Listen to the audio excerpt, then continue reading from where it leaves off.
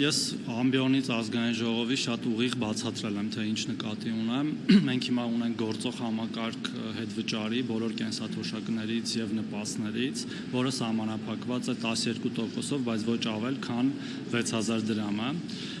եւ կախված նպաստի կամ կենսաթոշակի չափից այդ սահմանաչափերով մեր քաղաքացիները կարող են հստանալ եւ մենք այսօր ունենք արդեն 350,000 քաղաքացի, որոնք իրենց իսկ թոշակը եւ նպաստը իրենց իսկ ձեռքով բարձրացնում են եւ շատ պարզ են այդ ամեն ինչը բացատրում, չգիտեմ թե դուք ինչու եք հենց ինքներդ մանիպուլացնում այդ ամեն ինչը։ Հիմա նոր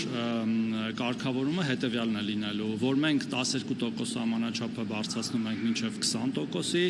եւ առավելագույն թիվը մինչև 10,000 դրամի եւ եթե հաշվարկենք օրինակ 50,000 դրամ կենսաթոշակի վրա, քաղաքացին կարող է 50,000-ը դարձնել 60,000 իր իսկ ձեռքով կատարելով անկանխիկ առևտուր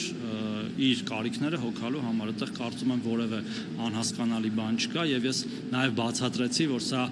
շատ կարեւոր գործիք է նաեւ պետության այլ քաղաքականությունները առաջ տանելու համար, ստվերային տնտեսության դեմ պայքարի, երբ որ մենք անդադար խոսում ենք, որ կանխիկ առևտրի ժամանակ հաճախ չեն տպվում ՀԴՄ կտրոններ, որոնք որ նաեւ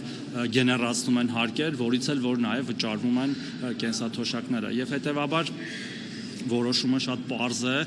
երբ որ արդեն կարգավորումները կլինեն եւ կառավարության նիստով կընդունվի, եւս մեկ անգամ վերջնական դրա մասին կասենք, բայց քաղաքական որոշումը ընդունված է։ Բայց այս դեպքում է գործելու է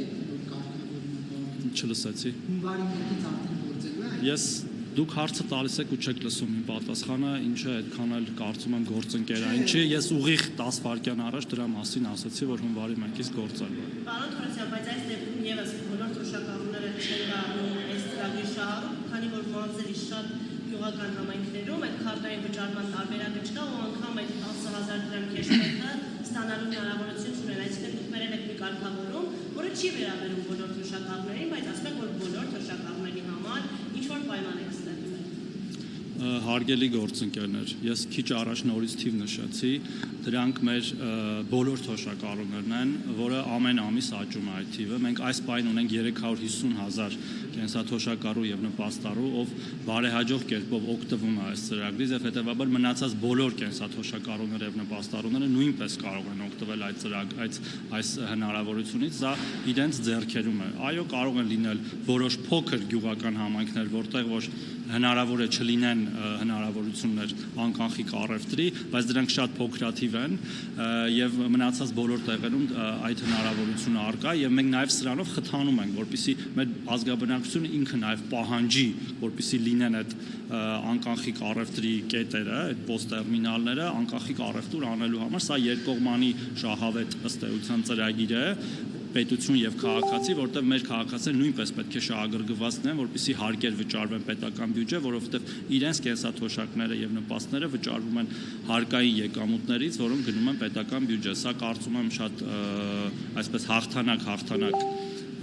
տարբերակ է եւ մենք չենք վարանում անդադար սրա մասին հիշեցնել եւ բացատրել եւ ընդհանրապես այդ հարկեր վճարելու մեր կարգապահությունը նաեւ սրանով մենք փորձում ենք ուղղել։ Բայց օրինակ ինչպես է ստացվում, որ օրենքներով որոշվում է, որ պաշտոնյաները պետք է բարձր աշխատավարձեր ստանալիս, թոշակառուներին այսպիսի ճիշտ է, սա շատ լավ է մեխանիզմները իրականում, բայց այդպես ինչ-որ փորձություններ հաղթահարելով պետք է մի քանի հազար դրամով իրանց թոշակը բարձրանա։ Իհարկե գիտություն ունենալով այն, որ այս կառավարությունը մի քանի անգամ թոշակներ բարձրացել է, բայց ինչու բյուջեով հենց բարձրացում չնախատեսել։ Հարգելի գործընկերներ, ես մի քանի րոպե ուղիղ բացատրում եմ, թե ինչու եւ ինչու է կարեւոր նման նորարարական գործիքներ կիրառելը եւ սա ինչ-որ փորձությունների մասին խոսելը կարծում եմ տեղին չէ, ինչ փորձության մասին է խոսքը, եթե դու պարզապես քո քարտով առևտուր ես իրականացնում այս կամ այն առևտրի կետից, իսկ ինչ վերաբերում է պետական պաշտոնյաների աշխատավարձներին, ապա մեր հանրային ծառայությունում եւ համայնքային ծառայությունում աշխատող տասնյակ հազարավոր քաղաքացիներ ստանում են շատ համեստ աշխատավարձ եւ կատարում են շատ ծանր աշխատանք, որպեսզի նաեւ մեր կենսաթոշակառուները, նպաստառուները, մյուս բոլոր ծառայությունները